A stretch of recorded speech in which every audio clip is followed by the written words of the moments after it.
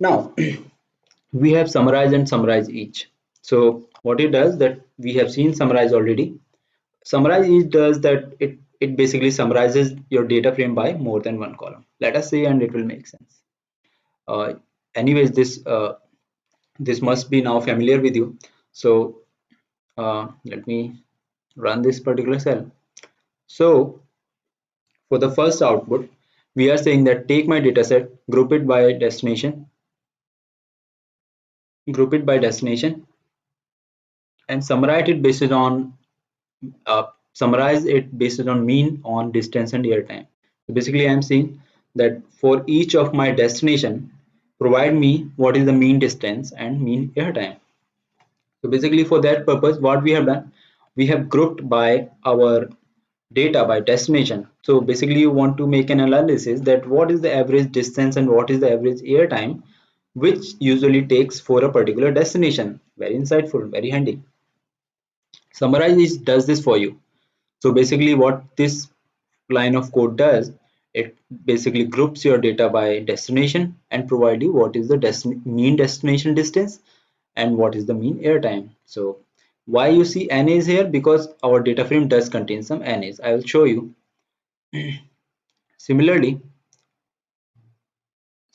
for this particular second, what I have done for the second command here, second query, what I have done, that okay, just do one thing, group by my data by year and month. So for every year and month, group my data, and then create a new column, total flights equals to number of. And basically, if you write and this particular command, this particular function, what it does is calculates the count of occurrence. So what it does, basically what it will do, that it will group out your data basis on the year and month, and it will provide you the total number of count. So I have created a function, total flights equals to n, this I have written.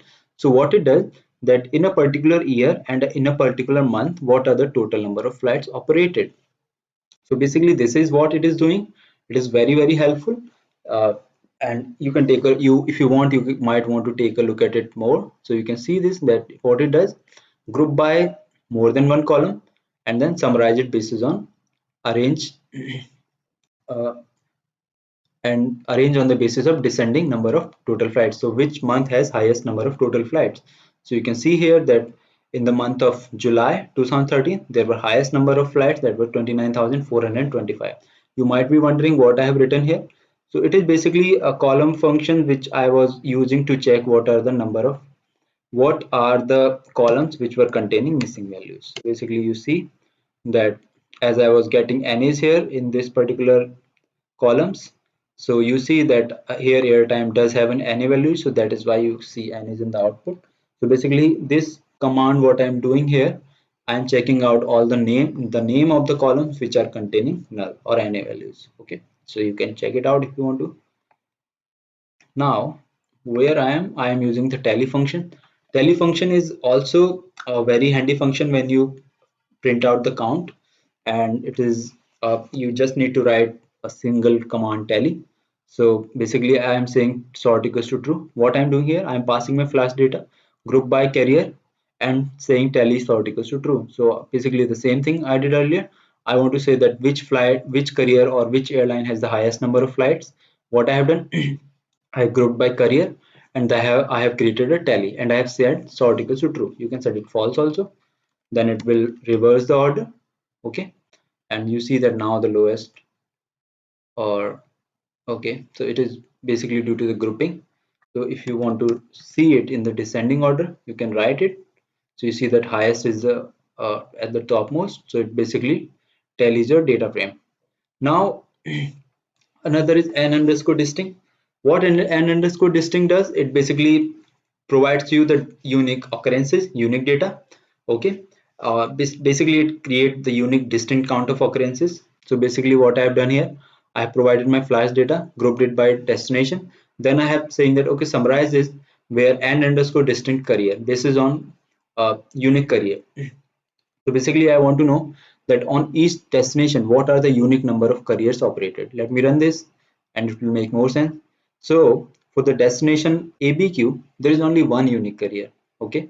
Career is one, tail numbers are different. Okay.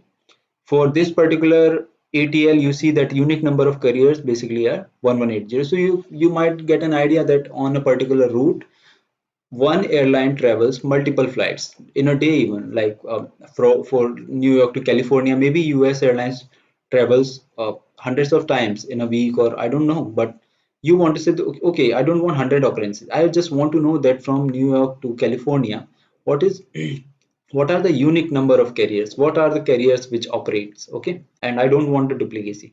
So these are the unique carriers. Or you say you want to say that I want to find out the destination which have the highest number of unique carriers, I mean which have the highest unique airlines are coming to that particular destination or that particular airport. So this is very useful for your analysis, okay.